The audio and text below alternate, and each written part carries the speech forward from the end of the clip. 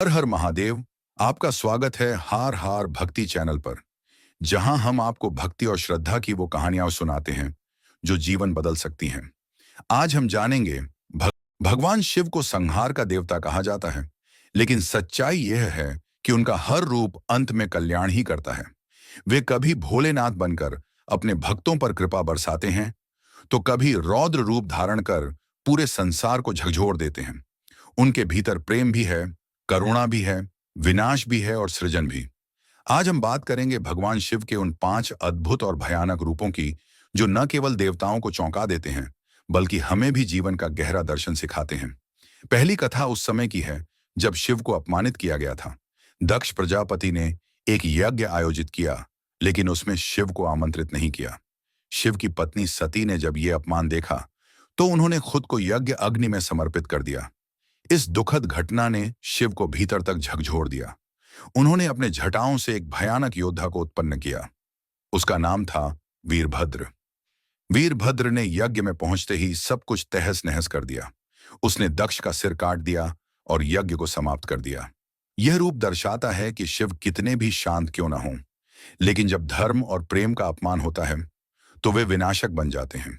वीरभद्र का जन्म हमें यह सिखाता है कि प्रेम में अपमान सहना कठिन होता है, और जब सहन शक्ति टूटती है तो स्वयं महादेव भी उग्र हो जाते हैं। दूसरा रूप है काल भैरव का, वो रूप जो समय से भी परे है। एक बार ब्रह्मा जी ने अहंकार व शिव का अपमान कर दिया। उन्होंने कहा कि वे सृष्टिकर्ता हैं और सबसे श्रेष्ठ हैं। शिव ने भैरव रूप धारण किया और ब्रह्मा का 5वां सिर काट दिया, जिससे उनका घमंड चूर हो गया। भैरव न केवल शिव का रौद्र रूप है, बल्कि काशी जैसे पवित्र शहर के रक्षक भी हैं। कहा जाता है कि काशी में मृत्यु के बाद आत्मा को तभी मुक्ति मिलती है जब भैरव अनुमति देते हैं। यह रूप हमें सिखाता है कि कोई भी अहंकार, चाहे वो देवता का ही क्यों ना हो, शिव के सामने टिक नहीं सकता। तीसरा रूप है अर्धनारीश्वर का, वो रूप जिसमें शिव का आधा शरीर पुरुष है और आधा स्त्री यानी माता पार्वती का। यह रूप शिव के संतुलन और पूर्णता का प्रतीक है। यह रूप न तो भयानक है और न ही डरावना, लेकिन यह दिखाता है कि शिव अकेले नहीं, बल्कि शक्ति के साथ ही पूर्ण है। यह हमें सिखाता है कि स्त्री और पुरुष एक दूसरे के पूरक हैं। श्रेष्ठता की कोई दौड़ नहीं होनी चाहिए। सृष्टि तभी चल सकती है जब शिव और शक्ति एक साथ हों।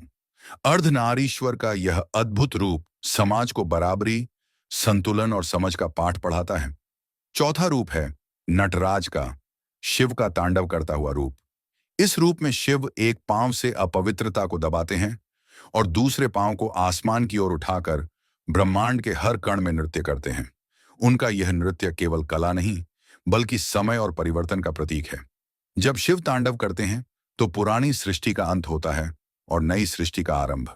यह रूप हमें सिखाता है कि जीवन में परिवर्तन अवश्यंभावी है। हर अंत एक नई शुरुआत का द्वार होता है।